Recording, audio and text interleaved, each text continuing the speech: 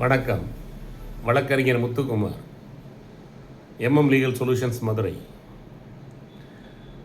Online ஆப்பில் அவசர தேவைக்காக 5000 10,000 லோன் தரேன்னு சொல்லிவிட்டு அதுக்காக நீங்கள் அதில் மயங்கி அந்த லோனை எடுத்துட்டிங்களா?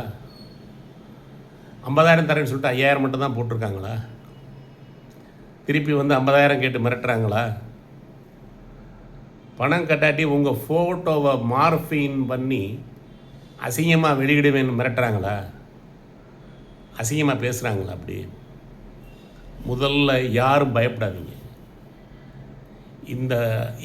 இந்த மாதிரி நிதி நிறுவனங்கள் வெளிநாட்டிலிருந்து அல்லது வெளி மாநிலங்களிலிருந்து மோசடியாக அனுப்பப்படுற மெசேஜ்கள் தான் எல்லாமே.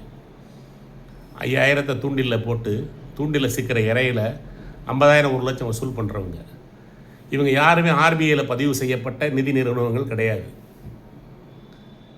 இவங்களுக்கு எந்த வரைமுறையும் கிடையாது. முதல்ல நீங்கள் இந்த ஆப்பை அன்இன்ஸ்டால் பண்ணிடுங்க.